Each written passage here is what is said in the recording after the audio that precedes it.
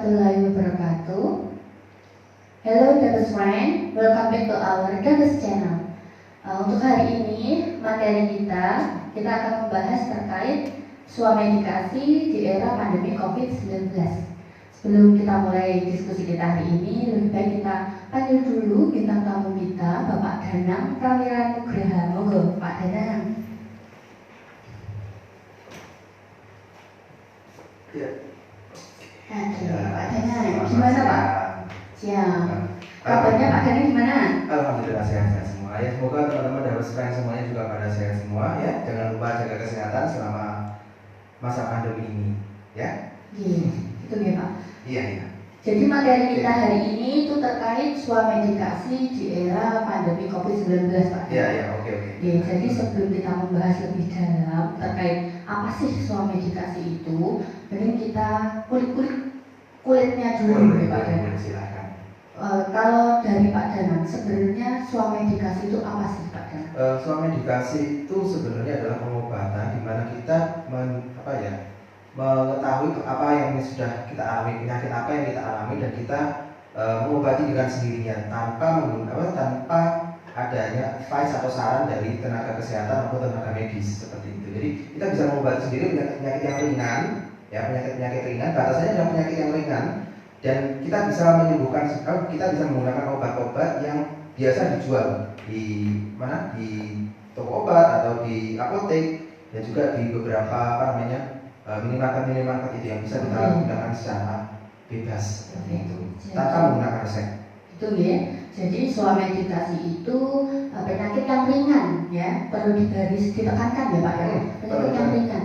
Jadi kalau teman-teman nanti mengalami misal flu ya Pak ya, terus sudah diobati beberapa hari masih tetap, ya itu harus dikonsultasikan ke tenaga kesehatan. Iya, harus dikonsultasikan segera ke dokter. Jadi misalkan sudah ada flu, batuk, pilek selama lebih dari 5-7 hari, dan juga misalkan adanya misalnya ditambah dengan sesak nafas atau dengan batuk berdahak, tapi dahak itu sampai berwarna, misalnya dari berwarna hijau atau berwarna kuning. Nah itu ada baiknya teman-teman tidak mengobatinya dengan sendiri, tapi sudah harus masuk ke tenaga kesehatan. Dalam ini mungkin bisa masuk ke puskesmas atau ke dokter seperti itu ya. Iya, jadi ada batasannya ya teman-teman.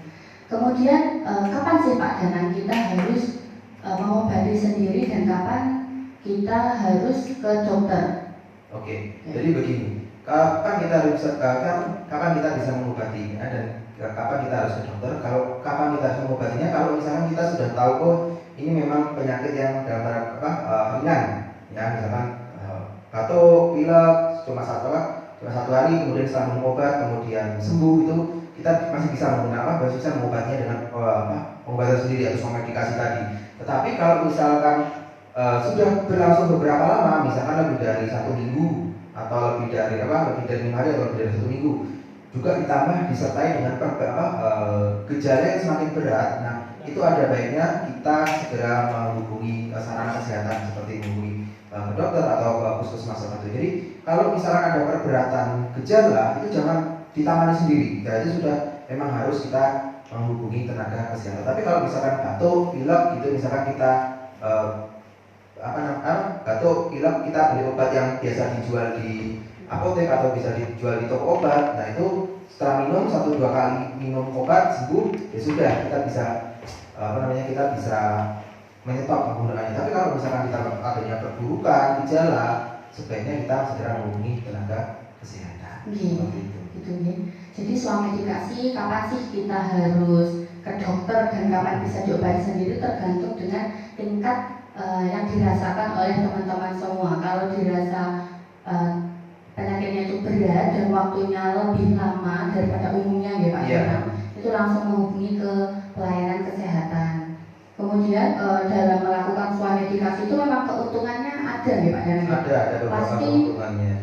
Dari waktu dan juga menghemat biaya. Tetapi perlu teman-teman perhatikan juga dalam swamedikasi itu perlu ketepatan dalam pemilihan obat. Jadi apakah obat itu sudah sesuai dengan penyakit yang teman-teman derita, seperti itu ya Pak Danang? Iya, Terus dalam penggunaan obat teman-teman disarankan untuk jangan lupa 5O gitu ya, katanya Prof. Zulis dari UGM. Dalam mengkonsumsi obat itu disarankan untuk memperhatikan 5O ya. Kalau jari kita itu kan ini ibu jari, telunjuk, jari tengah, jari manis, dan jari kelingking ya.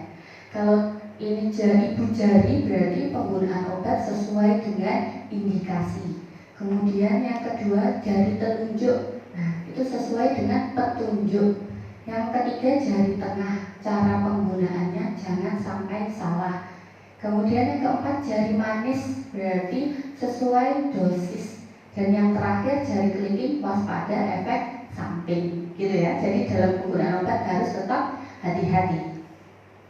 Untuk selanjutnya Pak Dana, kira-kira jenis penyakit apa aja sih yang bisa diswamedikasi? Kalau penyakit swamedikasi itu ada banyak sekali yang bisa kita swamedikasi, tapi dan itu ingat ya batasannya itu adalah penyakit yang ringan, seperti misalkan mah itu bisa kita melakukan swamedikasi. Kemudian batuk pilek ya, atau batuk pilek atau bahasa Inggrisnya kita kenal sebagai common cold ya. Kalau di terminologi medis itu antara common cold dengan flu itu berbeda. Kita lebih kalau di lingkungan kesehatan kita biasanya menggunakan istilah common cold atau cold saja. Atau kalau bahasa Indonesianya bahasa sederhananya bisa dibilang masuk angin lah sederhananya seperti itu, batuk pilek, kemudian ada demam dan lain sebagainya. Kemudian bisa juga kita menggunakan yang bisa kita gunakan swamedikasi itu kalau sesak nafas, tapi sesak nafas yang ringan ya. Karena ada obat-obatan yang memang dijual dia itu memiliki logo biru, itu dia bisa digunakan untuk sesak nafas. Kemudian ada lagi iritasi ringan pada mata, iritasi ringan itu bisa juga kita swamedikasi, kita menggunakan obat sendiri. Kemudian ada juga seperti penyakit kulit ya. Penyakit kulit itu seperti panu, padas, kurang, kutu air dan kawan-kawannya itu bisa kita swamedikasi ya. Panu, padas, kurang, kutu air dan kawan-kawannya itu bisa kita swamedikasi. Kemudian ada juga skabies atau bahasa Indonesianya adalah gudeg, itu kita bisa menggunakan swamedikasi. Atau beberapa ketombe itu kan juga salah satu penyakit kan sebenarnya, karena ketombe itu disebabkan oleh infeksi jamur dan itu bisa kita lakukan swamedikasi juga. Dan masih banyak lagi beberapa obat-obatan yang bisa kita gunakan untuk swamedikasi seperti itu. Oh iya, satu lagi, termasuk salah satunya adalah reaksi alergi, tapi alergi yang ringan ya. Karena kita ketahui alergi itu mulai dari yang ringan sampai yang berat itu bisa terjadi. Misalkan kita habis makan telur itu yang paling banyak di apotek itu biasanya alergi. Kita bisa melakukan swamedikasi dengan menggunakan obat-obatan anti alergi. Kalau anti alergi biasanya obatnya termasuk golongan obat bebas terbatas seperti itu. Oke, gitu ya teman-teman. Jadi kalau swamedikasi itu banyak sekali penyakit yang bisa diswamedikasi ya Pak. Tadi terkait dengan lambung mungkin perih gitu ya Pak. Tetapi kalau berkelanjutan ya teman-teman harus dicek ulang gitu, dicekkan ke tenaga kesehatan yang lebih berkompeten, misal cek ke dokter seperti itu. Kemudian ada lagi tadi ya Pak, flu. Kemudian nyeri juga, pusing, itu juga termasuk swamedikasi. Nah, karena materi swamedikasi itu banyak sekali, hari ini kita mau membahas terkait perbedaan common cold dengan flu gitu kan. Buat teman-teman yang ingin mempelajari lebih banyak terkait swamedikasi, silahkan bisa join, langsung mendaftarkan diri di program studi S1 Farmasi Stikes Karya Putra Bangsa. Karena di program studi ini kita ada 4 departemen ya Pak Dara. Yang pertama itu ada departemen kimia farmasi. Yang kedua ada departemen bahan alam. Dan yang ketiga ada departemen teknologi farmasi, dan kita di departemen farmasi klinis dan komunitas. Jadi semua ilmu itu nanti bisa teman-teman peroleh di Stikes Karya Putra Bangsa. Oke, kita langsung ya Pak Inan. Ya, silakan. Jadi gimana untuk membedakan antara selesma atau common cold dengan flu? Perbedaannya apa Pak Inan? Kalau yang beberapa literatur yang pernah saya baca, kalau common cold itu biasanya hanya dalam lingkup flu, misalkan batuk, pilek, ya disertai dengan sakit kepala, tapi itu sifatnya ringan. Ya kita tuh sifatnya ringan. Tetapi kalau yang flu seperti flu flu burung dan lain sebagainya itu bisa ditambahi dengan rasa nyeri yang di otot itu nyeri sangat nyeri sekali, bahkan di beberapa di beberapa negara itu kalau yang namanya flu itu memang sangat dalam tanda kutip mematikan, ya. Makanya ada namanya vaksinasi flu, bukan vaksinasi common cold. Jadi itulah perbedaannya. Nah, persamaannya apa? Persamaan antara common cold dengan flu tadi itu diantaranya salah satunya adalah sama-sama disebabkan oleh infeksi virus. Ya, kita ketahui misalkan kalau ada infeksi dari flu burung itu kan salah satunya disebabkan oleh infeksi H5N1. Nah, kalau untuk flu pada selesma atau common cold itu disebabkan karena rhinovirus. Jadi sama-sama penyebabnya virus dan sama-sama sama-sama dia termasuk dalam kategori penyakit self-limiting disease atau penyakit yang bisa sembuh dengan sendirinya. Kalau misalnya flu itu bisa sembuh juga dengan sendirinya, tapi pada kebanyakan kasus kalau sudah dia itu didiagnosa flu itu memerlukan penanganan yang lebih serius seperti itu. Jadi kalau kemarin itu ada beberapa cerita dari kawan-kawan yang pernah studi di luar negeri, kalau dia mengalami batuk, pilek dan lain sebagainya, dia bilangnya flu, maka dia disuruh rehat sampai dengan 2 minggu. Karena kalau di luar negeri itu flu itu termasuk penyakit yang sering terjadi, tetapi juga berbahaya ya Pak. Lumayan berbahaya. Kalau di Indonesia, saya belum pernah ketemu datanya secara langsung berapa sih prevalensi flu di Indonesia itu yang kejadiannya itu seberapa banyak. Tapi kalau influenza di Indonesia juga lumayan banyak. Oke. Jadi dari perbedaan common cold dan influenza itu dari virus yang menginfeksi. Iya, virusnya berbeda. Kalau common cold itu dari rhinovirus, sedangkan kalau yang flu itu dari virus influenza. Virus influenza dan virus influenza itu ada banyak sekali subtipenya. Jadi tidak hanya satu tipe saja, ada banyak sekali subtipe yang ada. Tadi kan kalau orang kena selesma itu kan biasanya sering tersumbat ya Pak. Iya.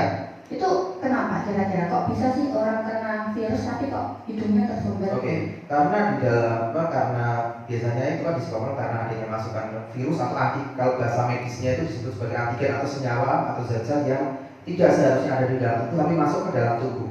Nah, si virus tadi dia masuk ke dalam tubuh, misalkan masuk melalui saluran pernafasan, misalkan dia masuk melalui hidung.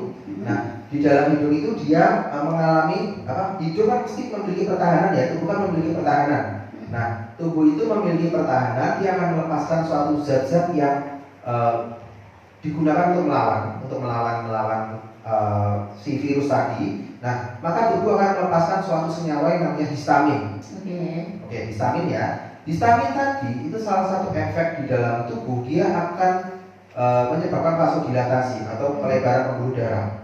Sehingga orang-orang yang mengalami selesma atau mengalami common cold tadi itu biasanya disertai dengan penyumbatan pada hidung. Hidungnya jadi mampet istilahnya, jadi mampet, kemudian juga berair, ya karena dengan adanya histamin tadi keluar, maka akan melebarkan pembuluh darah yang ada di hidung, maka hidung akan menjadi mampet. Kalau hidung menjadi mampet, maka yang berikutnya terjadi adalah keluarnya mukus dan juga cairan-cairan yang ada di dalam hidung. Ya, beler, bahasa Jawa ini beler. Ya, jadi tujuannya tadi itu mukus yang dikeluarkan sama cairan-cairan yang tadi dikeluarkan oleh tubuh, tujuannya adalah baik. Untuk apa? Supaya virus tadi tidak bisa masuk lebih jauh ke dalam tubuh, sehingga virus tadi akan terperangkap di dalam lendir tadi, di dalam mukus atau di dalam bahasa Jawa itu umbel. Nah, lendir tadi akan dikeluarkan melalui tubuh, bisa keluar terperangkap dan tidak bisa masuk lebih jauh ke dalam tubuh. Nah, seperti itu. Itulah yang terjadi pada kita yang mengalami selesma. Jadi pada kita yang mengalami selesma, tadi kan common cold itu kan ada beler ya. Jadi itu merupakan salah satu proses pertahanan diri terhadap adanya infeksi virus. Selain itu proses pertahanan diri ada panas juga Pak ya. Iya, ada panas juga, ada panas, ada demam. Biasanya tubuh kita kalau terkena infeksi mau bakteri atau virus itu akan terjadi demam.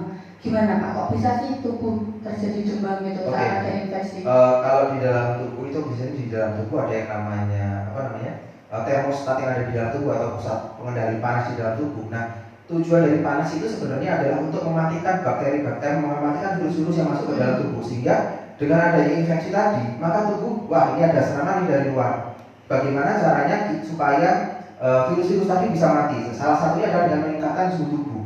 Dengan meningkatkan suhu tubuh, harapannya adalah untuk membunuh virus-virus atau bakteri-bakteri yang ada di dalam tubuh kita tadi, sehingga kalau suasana tubuhnya menjadi panas kan si virusnya tadi menjadi tidak betah di dalam tubuh kita. Nah kalau dia tidak betah, dengan lama-lama dia akan mati.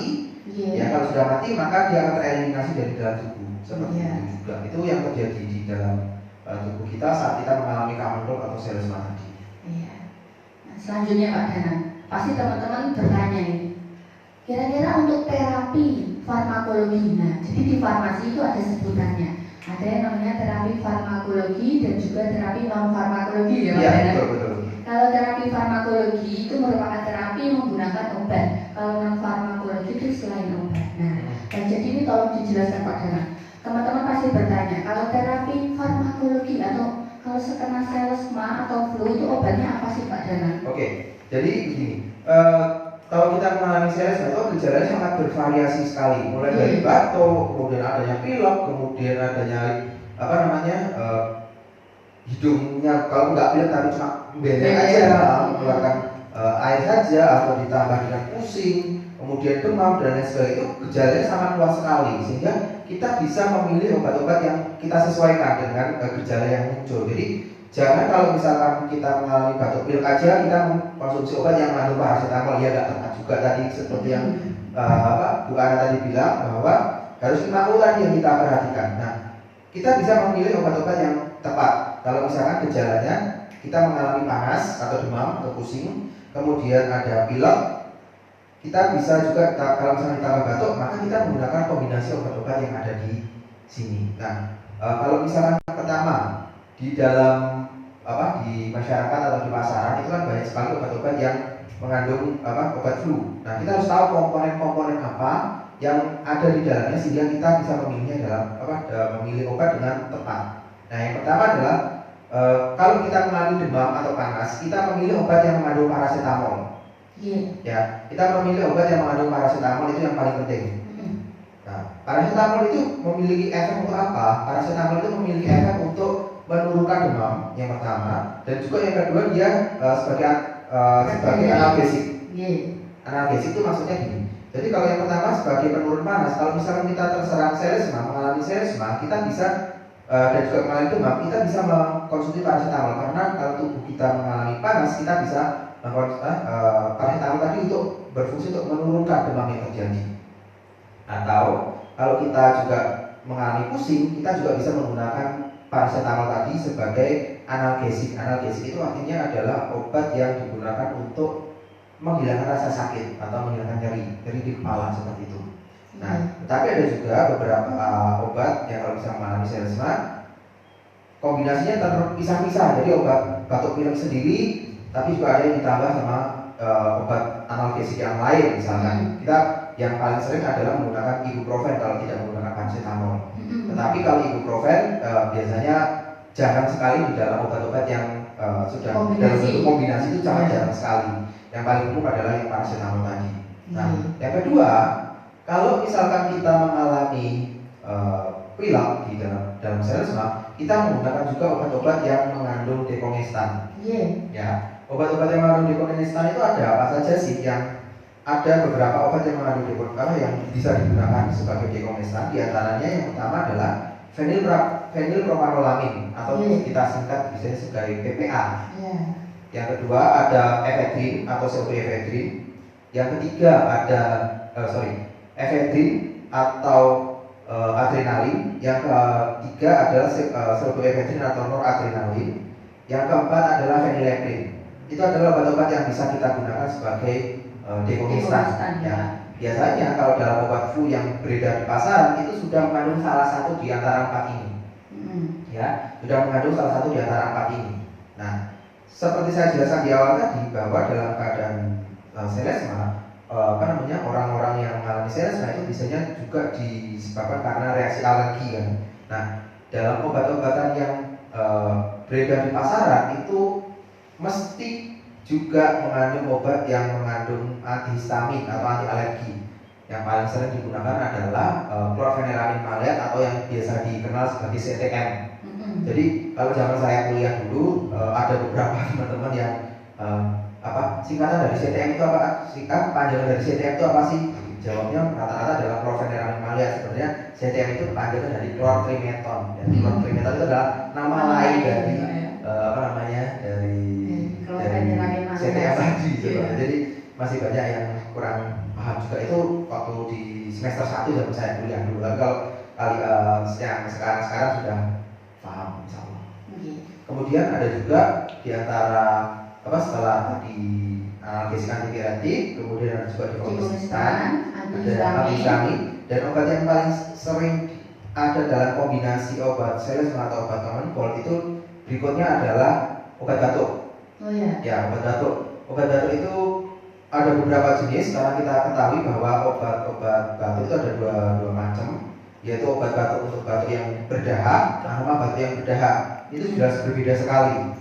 Ya, berbeda sekali. Kemudian juga jenisnya ada banyak sekali. Kalau untuk yang batuk tidak berdahak atau batuk kering itu cuma ada 3 di Indonesia.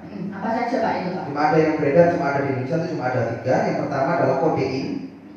Kodein itu sayangnya dia tidak bisa digunakan untuk suami medikasi. Betul. Karena yang namanya kodein itu termasuk dalam golongan narkotika. Dan itu hanya bisa didapatkan dengan menggunakan resep dokter. Yang kedua adalah noskapin. Noskapin itu adalah anak daripada kodein tadi. Kodein, kalau noskapin keunggulannya dia tidak menimbulkan ketergantungan jika digunakan dalam jangka panjang. Dan tapi sayangnya sekali lagi, kalau noskapin itu dia tidak bisa digunakan untuk suami medikasi karena dia termasuk golongan obat keras. Yang ketiga adalah dextromethorphan. Nah, dextromethorphan itu masih bisa digunakan untuk suami medikasi, tetapi dia harus diperhatikan karena dia memiliki efek yang tidak baik juga bagi tubuh. Jadi makanya kenapa kalau sekarang di apotek kalau menggunakan mencari obat-obat yang mengandung dextromethorphan itu lumayan ketat. Karena apa? Karena biasanya banyak digunakan banyak disalahgunakan oleh orang-orang yang tidak bertanggung jawab untuk tujuan yang tidak baik seperti itu. Jadi kalau untuk yang obat batuk di Indonesia yang beredar cuma ada 3 itu tadi. Yaitu yang pertama adalah kodein, noskapin, sama dextromethorphan. Kemudian kalau untuk obat batuk yang berdahak itu ada juga jenisnya, ada macam-macam lagi. Tergantung mekanisme kerjanya ya Pak? Iya, betul sekali. Ada obat-obatan yang merupakan mukolitik. Mukolitik itu apa Pak? Mukolitik itu adalah obat yang digunakan untuk mengencerkan dahak, sehingga dahaknya yang tadi pertamanya kental atau susah untuk kental ya istilahnya, dia akan berubah menjadi dahak yang lebih encer sehingga lebih mudah untuk dikeluarkan. Ada lagi selain dari mukolitik ada lagi namanya ekspektoran. Ekspektoran itu adalah obat yang digunakan untuk mengeluarkan dahak. Jadi dahak itu bisa lebih mudah keluar. Dan biasanya di dalam obat-obat batuk itu biasanya adalah kombinasi antara mukolitik dan ekspektoran. Tetapi juga ada beberapa yang mencampurkan antitusif atau untuk batuk yang tidak berdahak tadi dicampurkan sekaligus. Jadi palu gada istilahnya, palu mau gua ada seperti itu. Jadi mau batuk kering, mau batuk berdahak semua ada di obat itu. Saja. Kalau bahasa Jawanya antem promo. Jadi tadi perlu teman-teman garis atau ditekankan. Jadi kalau untuk ada beberapa terapi untuk salesma ya Pak ya, dalam satu sediaan itu ada yang mengandung tadi untuk antipiretik dan analgetik ya Pak. Kebanyakan adalah paracetamol. Karena paracetamol ini dia dosis hariannya itu besar, 3.600 mg ya Pak. 4.000 mg atau 4 gram maksimal digunakan sehari. Jadi dia bisa digunakan frekuensinya lebih banyak. Paracetamol saja ya tadi. Kemudian ada yang isinya dekongesan ya Pak Dana. Jadi nanti teman-teman memilih obatnya itu dilihat dari gejala yang dirasakan. Misal aku cuma pusing kemudian batuk, ya belinya yang pusing batuk saja gitu. Nggak perlu yang ada dekongesannya gitu ya Pak Dana. Kemudian ada antihistamin dan juga tadi anti batuk ya Pak. Antitusif dan ekspektoran seperti itu. Nah, selain terapi farmakologi tadi itu Pak. Nah, obat-obat misalnya Pak ya, saya mengkonsumsi itu pagi, tapi pagi jam 8. Kemudian jam 10 itu saya masih atau jam 12 lah, saya itu masih pusing. Itu saya boleh nggak minum paracetamol di luar tablet tersebut, atau saya harus mengkonsumsi obat yang kombinasinya sama itu, Pak? Oke, jadi gini, kalau misalkan kita jam 8 pagi kita mengkonsumsi obat itu yang dalam bentuk kombinasi tadi yang sudah mengandung paracetamol dan kawan-kawannya, kemudian sampai jam berapa? Jam 10 ya, jam 10 lah, misalkan taruhlah jam 10 masih terasa pusing, kita bisa mengkonsumsi obat analgesik, kita bisa mengkonsumsi paracetamol. Tetapi paracetamolnya itu bukan paracetamol yang ada di dalam obat selesma tadi. Kita bisa mengkonsumsi paracetamol yang di luar dari obat yang kombinasi tadi. Jadi bisa. Jadi tadi setelah disebutkan Pak Bu Ana bahwa untuk paracetamol itu dia dosis maksimumnya yang bisa digunakan dalam sehari itu lumayan besar. Jadi kita bisa menggunakannya lebih sering, tetapi juga harus hati-hati karena kita harus tepat menggunakannya sesuai dengan dosis. Karena kalau pun obat paracetamol itu tidak digunakan sesuai dengan dosisnya, itu juga bisa menimbulkan masalah tersendiri. Efek samping ya Pak ya? Efek samping jelas. Itu merupakan terapi farmakologi ya. Nah, untuk terapi non farmakologi Pak, kira-kira apa yang perlu kita berikan kepada teman-teman semua? Oke, kalau terapi non farmakologi sebenarnya sih sederhana saja, seperti yang sudah disebutkan oleh beberapa yang awam lah, saran-saran kesehatan yang awam digunakan. Misalkan yang pertama kita istirahat yang cukup. Istirahat yang cukup itu penting sekali dalam dalam terapi pengobatan. Karena apa? Karena dengan istirahat kita itu memulihkan kondisi tubuh yang sudah tidak sehat tadi. Itu akan dipulihkan lagi kondisi kita, akan dipulihkan. Kemudian zat-zat yang ada di dalam tubuh yang berperan untuk memperbaiki kondisi tubuh yang keadaan sakit itu akan sangat bekerja pada kondisi kita istirahat. Yang kedua, kita perlu makan makanan yang dengan gizi yang seimbang. Ya, itu penting sekali. Kenapa? Karena makanan-makanan yang mengandung gizi seimbang itu digunakan oleh tubuh untuk membangun, untuk sebagai bahan baku antibodi untuk melawan virus-virus yang masuk ke dalam tubuh kita tadi. Misalkan tadi kan kita sebutkan bahwa kalau orang yang mengalami selesma itu diinfeksi oleh rhinovirus. Nah, tubuh itu akan membentuk suatu antibodi. Ya, kita kalau misalkan pada keadaan sakit, itu kan berarti antibodinya lagi drop kan. Nah, dengan kita makan makanan yang dengan gizi yang seimbang, maka gizi-gizi yang ada tadi kita digunakan oleh tubuh untuk membentuk antibodi, sehingga dengan adanya antibodi yang cukup itu akan mampu untuk melawan virus tadi. Ya. Kemudian istilah makan yang makanan bergizi, istirahat yang cukup, kemudian bisa mengkonsumsi air yang dalam jumlah yang cukup, itu juga penting sekali. Karena dengan tubuh itu terhidrasi, itu juga akan mampu untuk menurunkan suhu tubuh. Ya, suhu tubuh kalau orang-orang yang bisa mengalami dehidrasi, mesti dia tubuhnya mengalami peningkatan suhu. Nah, maka dengan mengkonsumsi cairan yang cukup, nah itu akan menurunkan suhu tubuh. Kemudian berikutnya, kalau mau misalkan kita mengalami hidung yang mampet, kita bisa menggunakan air panas. Air panas kita masukkan ke dalam suatu wadah, ya. Misalkan kita, misalkan anggaplah ini bantal itu kaskon yang berisi air panas. Air panas kan bisa ada uapnya ya. Nah, ada uapnya, kemudian di dalam air panas tadi kita berikan garam.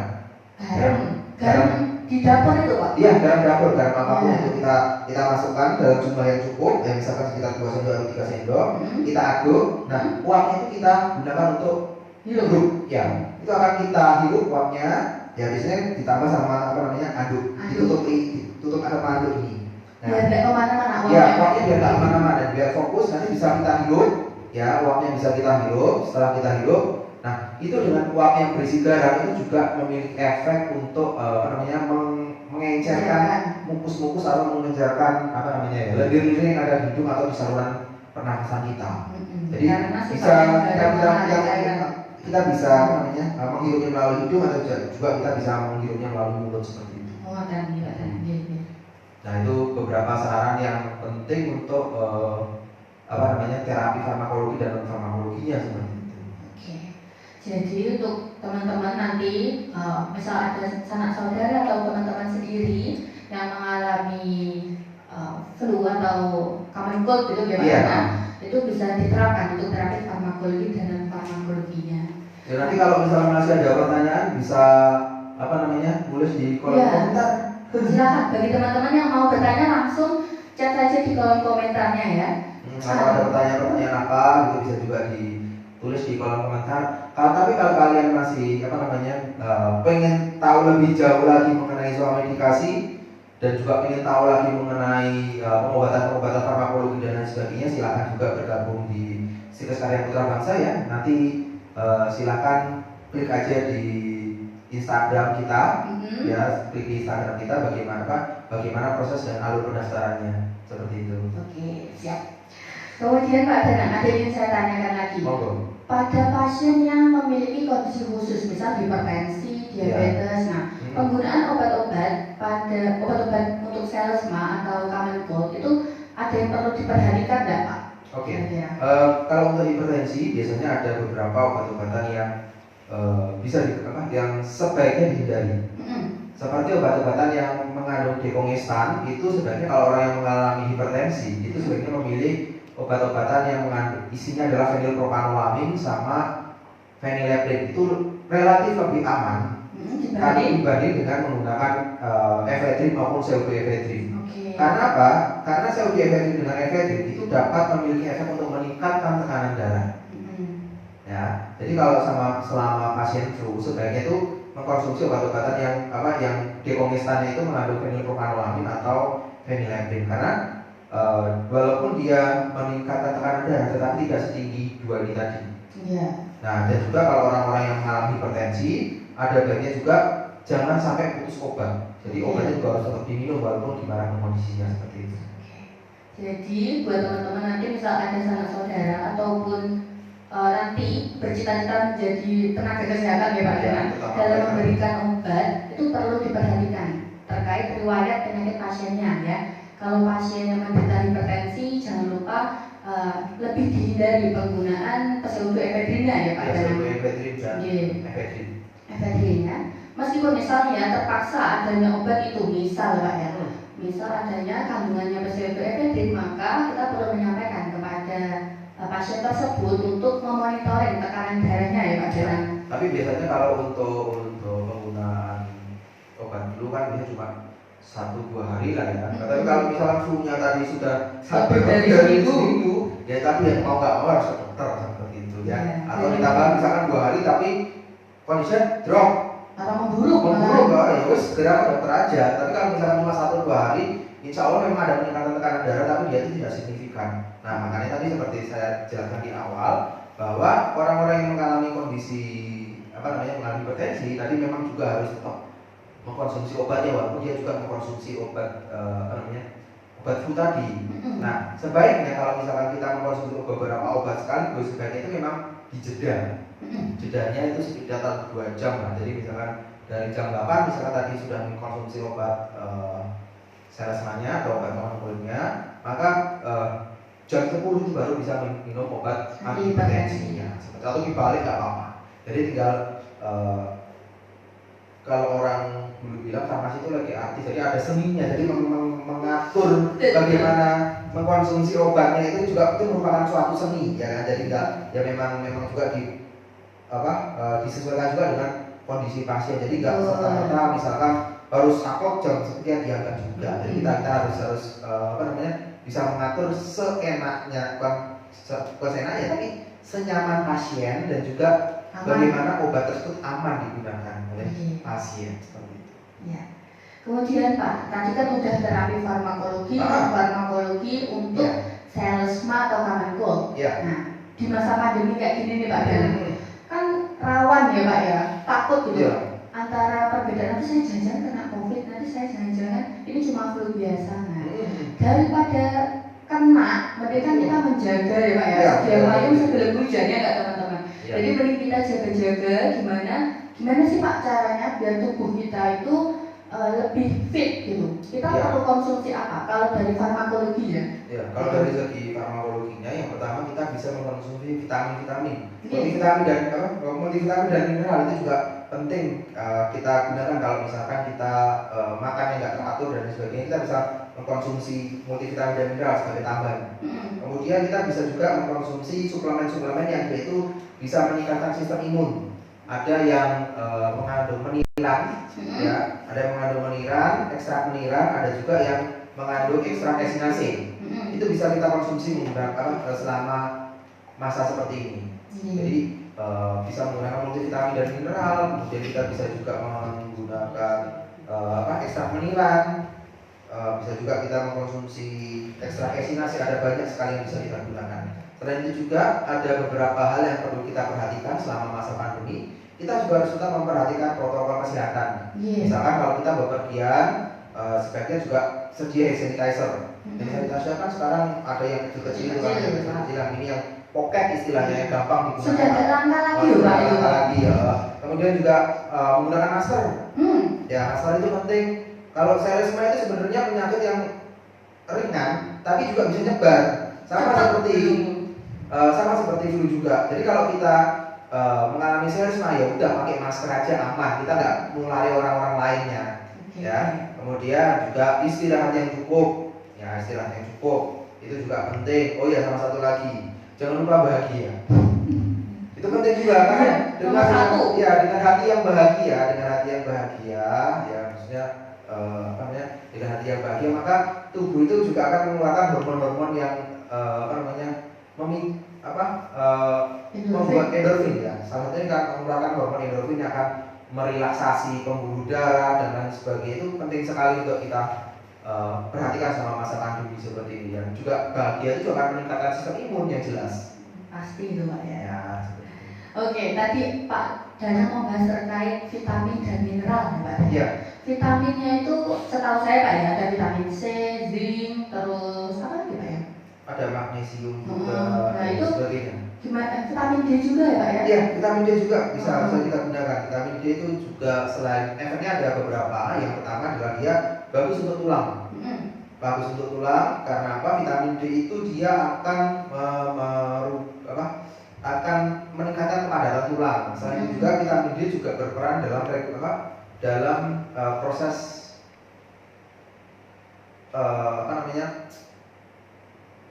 imunitas yang lama banget tadi. Jadi dia meningkatkan imunitas. Jadi kita menggunakan multivitamin itu tergantung dari kebutuhan juga. Betul.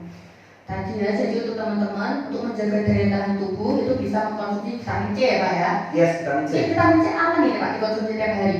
Vitamin C sebaiknya kita gunakan sesuai dengan dosis yang diperlukan, tapi juga karena vitamin itu kan obat yang kalau kita lihat di logonya itu kan logonya hijau ya. Bebas ya Pak? Obat bebas, istilahnya kalau kita lihat logonya berwarna hijau. Kalau yang obat yang berwarna hijau itu biasanya rentang dosisnya sangat besar sekali ya. Betul. Sangat besar sekali. Jadi dengan rentang dosis yang sangat besar kita bisa mengkonsumsi dengan dosis yang dari yang terkecil sampai dosis yang terbesar. Kalau yang dosis yang umum kita sarankan kepada masyarakat untuk dikonsumsi itu adalah 50 sampai dengan 150 mg per hari. Itu sudah cukup untuk memenuhi kebutuhan vitamin C harian kita. Tetapi ada juga beberapa literatur yang menyatakan bahwa penggunaan 500 sampai dengan 1000 mg per hari itu aman digunakan. Tetapi yang perlu kita perhatikan, kalau kita mengkonsumsi vitamin C dengan dosis yang besar, sebaiknya jangan digunakan terlalu lama. Ya, kenapa? Karena dalam beberapa literatur yang pernah saya baca, penggunaan vitamin C dalam dalam dosis yang sangat besar dan dalam jangka yang panjang itu dapat berakibat buruk bagi ginjal. Kenapa?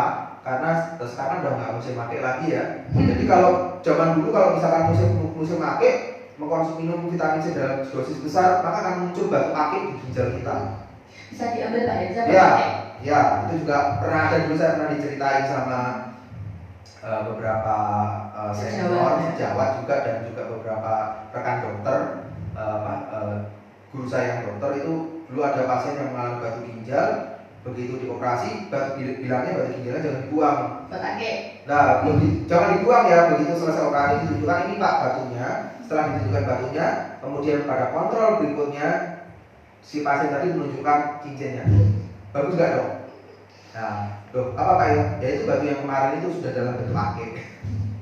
Itu gimana? Ya, jadi kalau kita mengkonsumsi vitamin C dalam jumlah besar, ya itu sudah cukup sekali sehari aja deh. Apa cukup dan jangan dalam jangka panjang. Karena apa? Itu pun juga mubazir juga. Betul.